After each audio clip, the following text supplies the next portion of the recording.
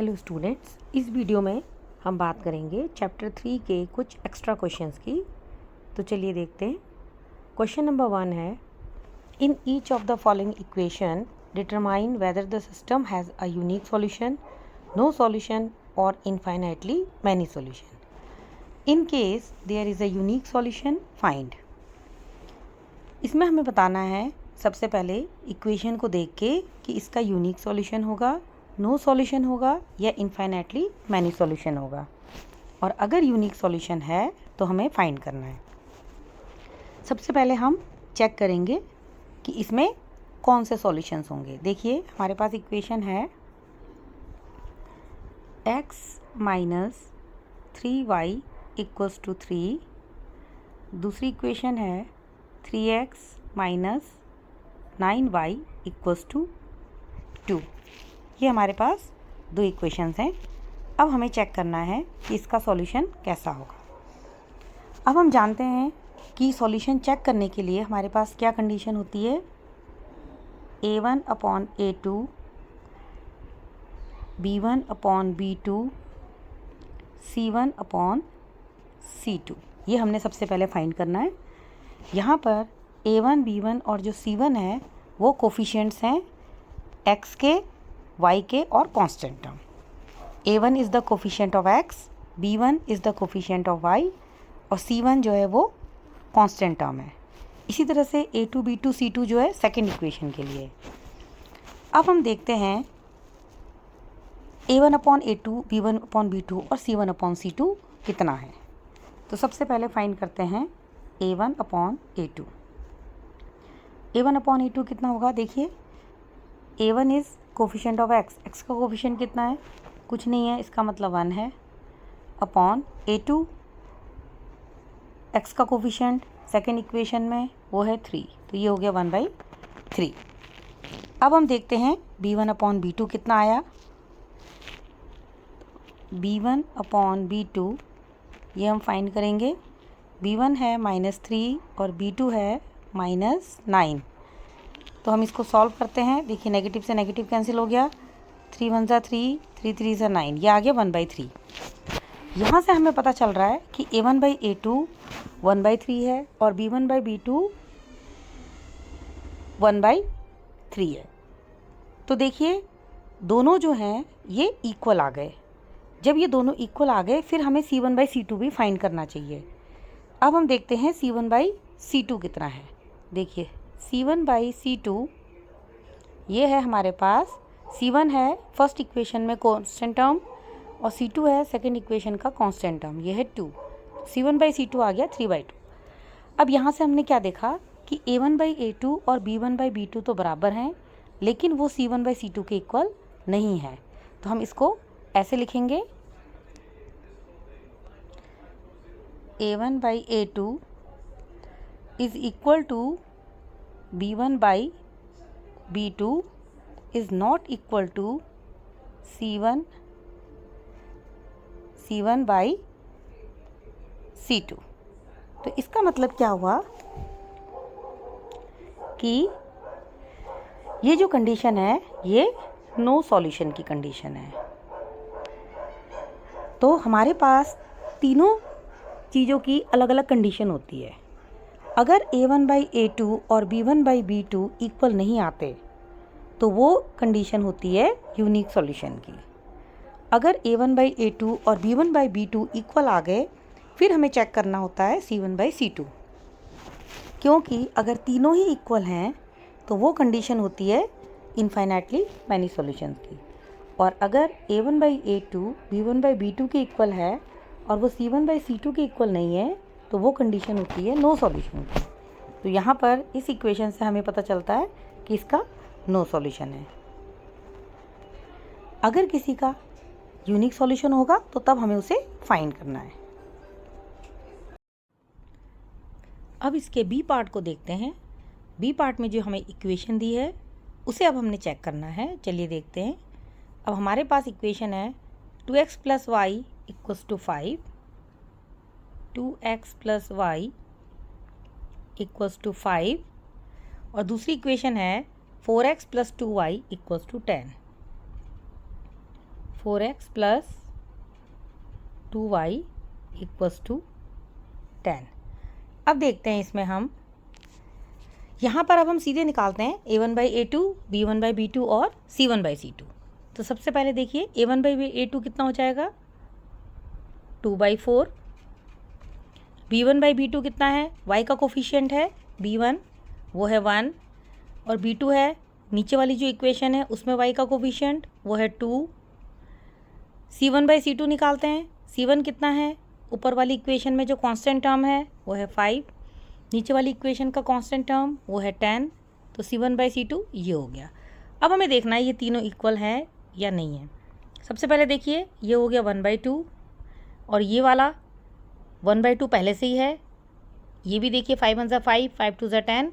That means a1/a2 equals to b1/b2 equals to c1/c2। तीनों equal हैं। इसका मतलब इस इक्वेशन में हमारे पास होगा इनफाइनाइटली मैनी सॉल्यूशन।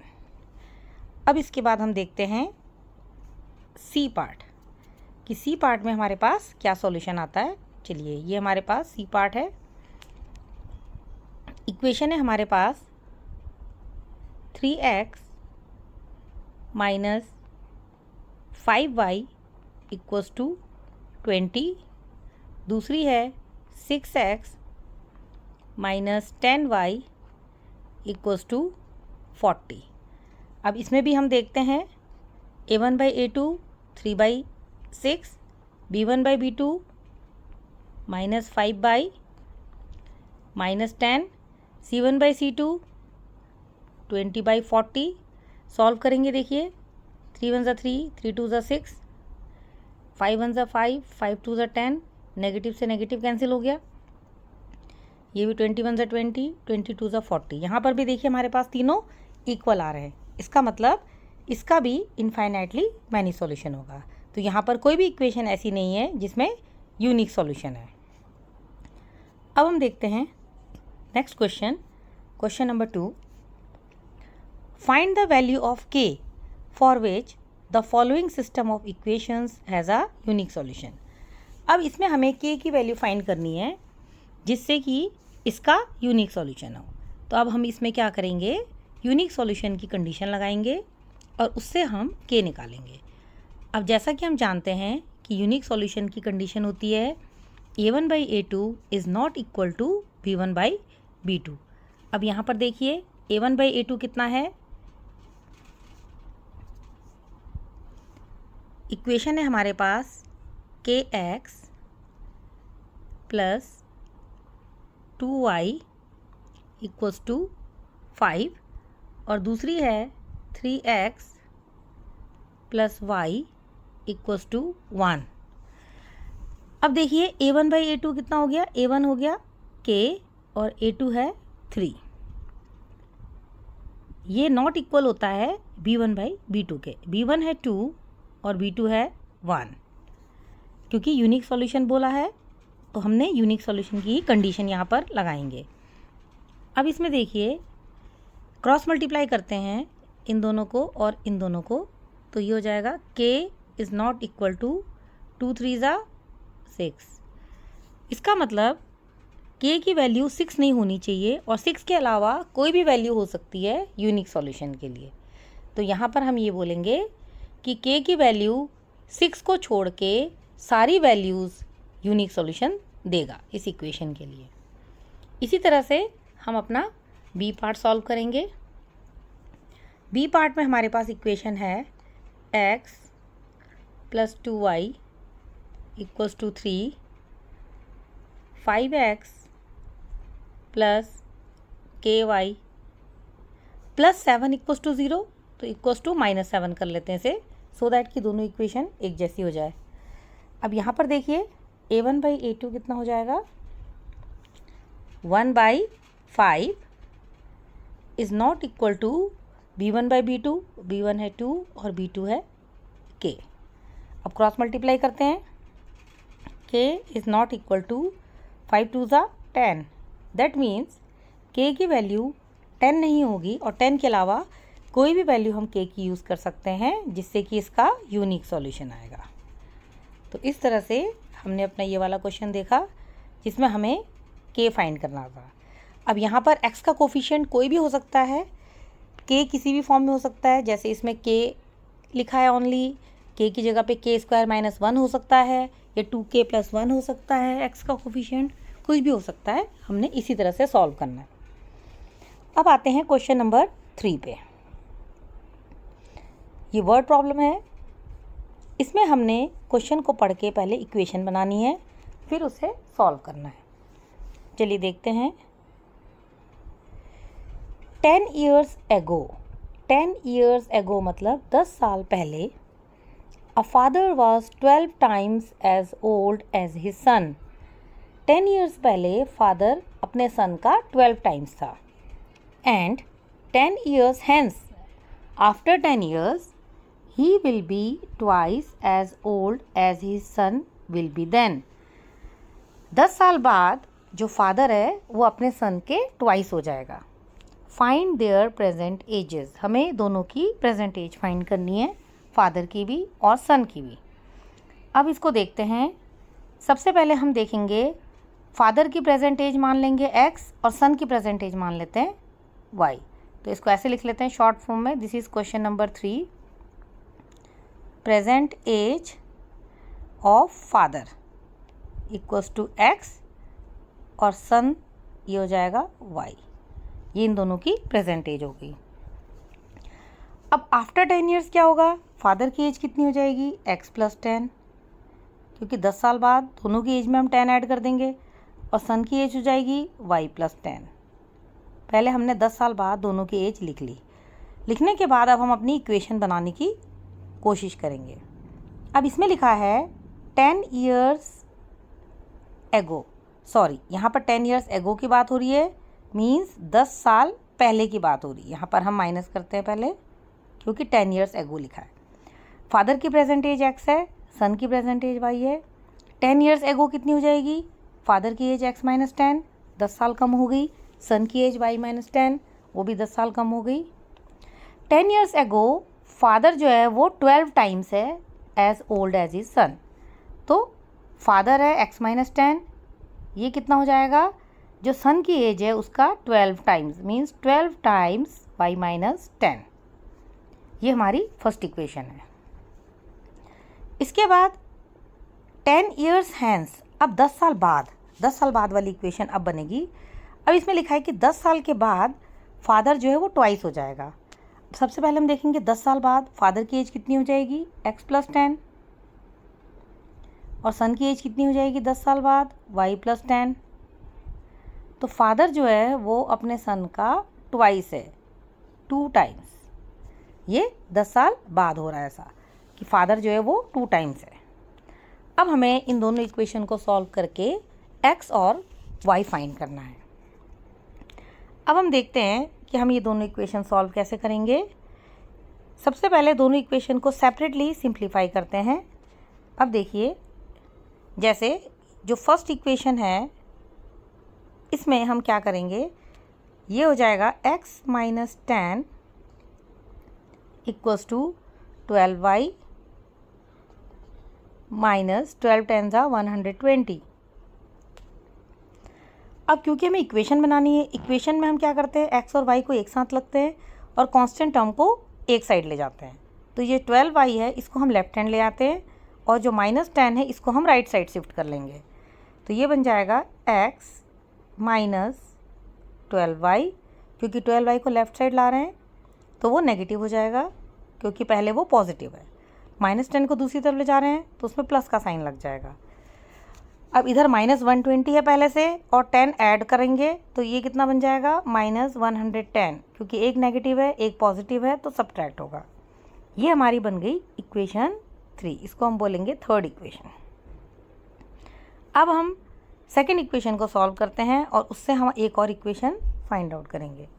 अब देखिए, सेकेंड इक्वेशन हमारी थी x + 10 equals to 2 × y, 2y + 2 × 20।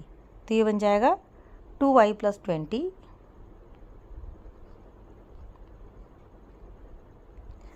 इसको सॉल्व करेंगे। x 2y को लेफ्ट साइड ले आएंगे, -2y इक्वल्स टू 10 को राइट साइड ले जाएंगे तो ये बन जाएगा 20 माइनस 10, ये बन जाएगा 10। तो ये हमारी फोर्थ इक्वेशन आ गई। तो देखिए ये हमारा बन गया, दिस इज़ थर्ड और दिस इज़ फोर्थ इक्वेशन। अब हमने थर्ड और फोर्थ इक्वेशन को सॉल्व करना है, उससे हमारे पास x और y आ जाएगा। तो चलिए दोनों को अब हम सेपरेटली लिखते हैं। पहले थर्ड इक्वेशन है x minus 12y equals to -110, इसको इधर लिख लेंगे।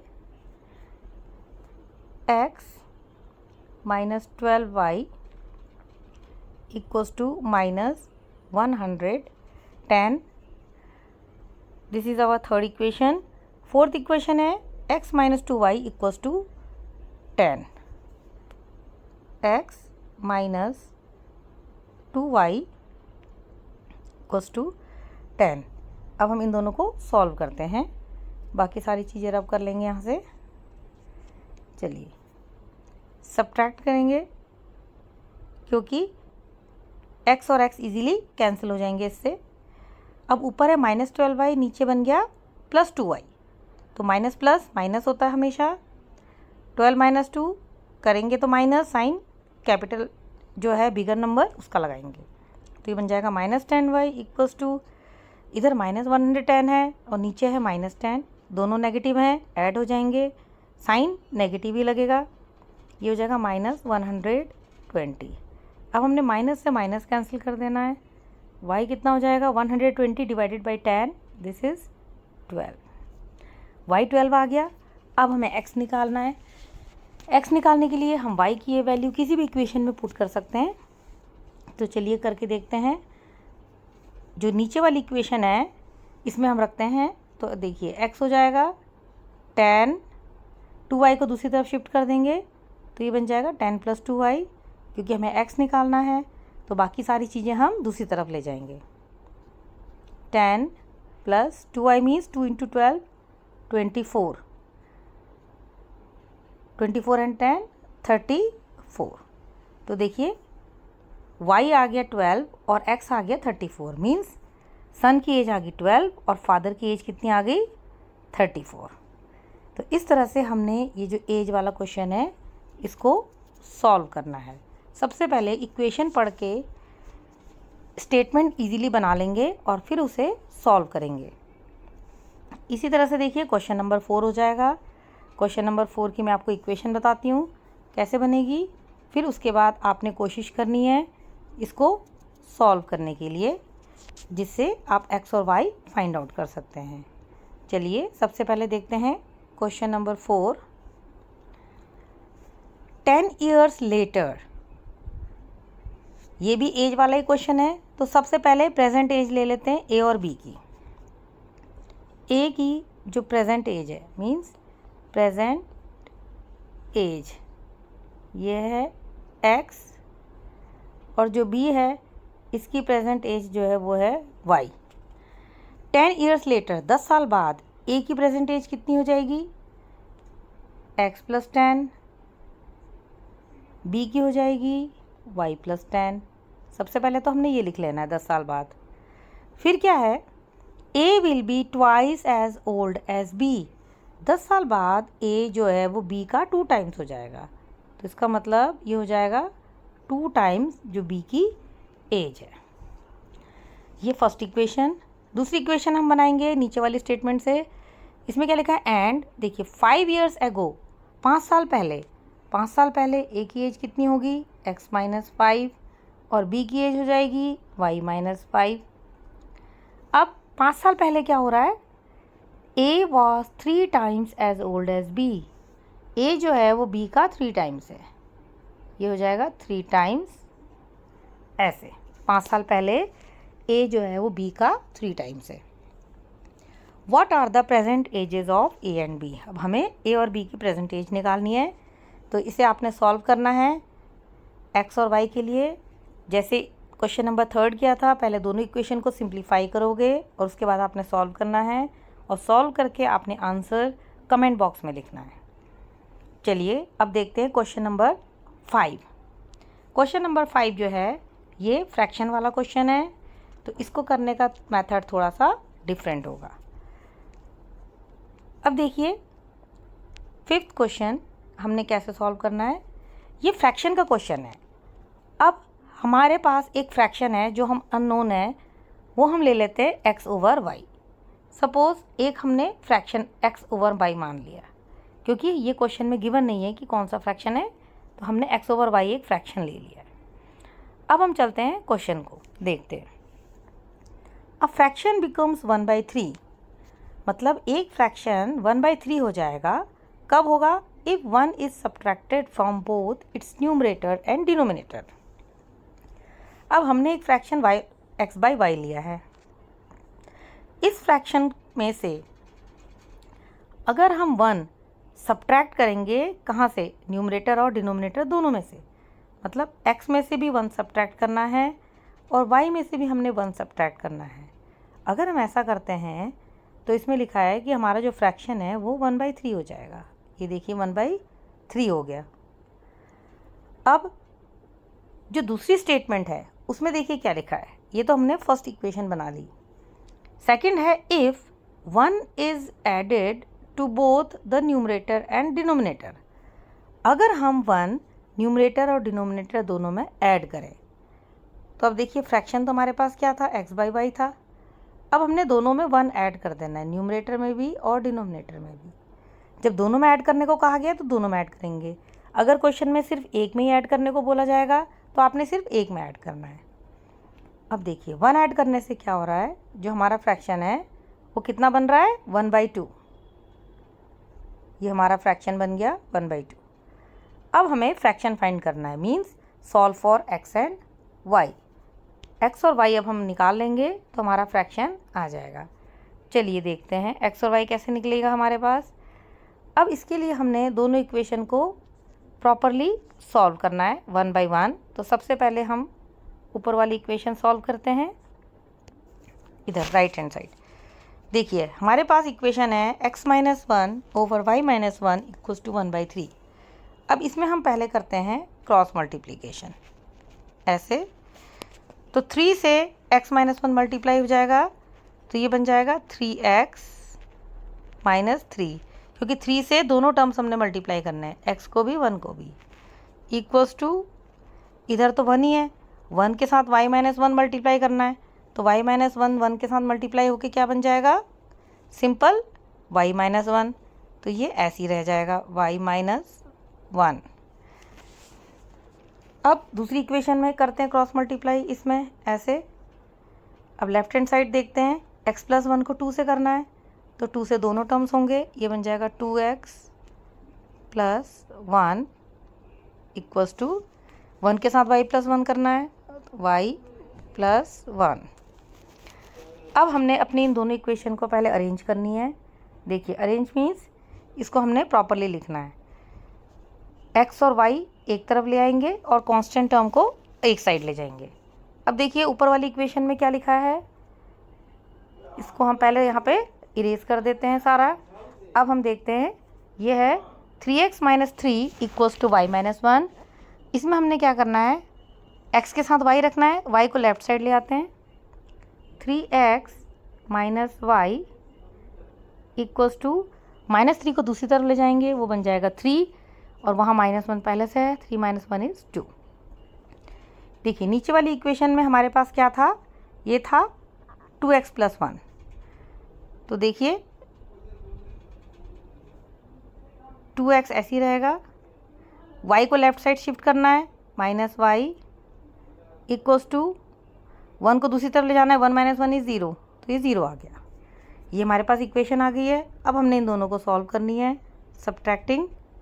तो देखिए साइन चेंज हो गया, 3x - 2x is x, y से y कैंसिल हो गया, x इक्वल्स टू 2 - 0 इज़ 2। तो हमारा आंसर आ गया x2।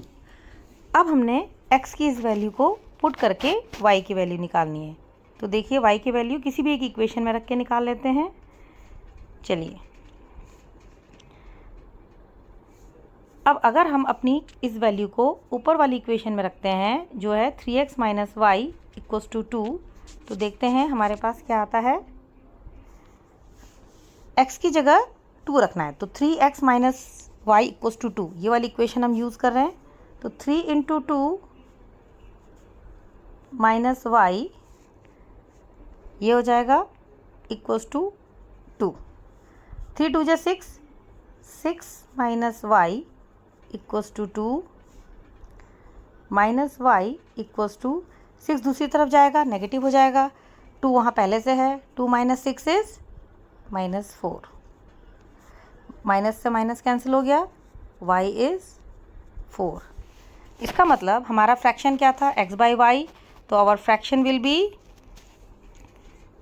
नाउ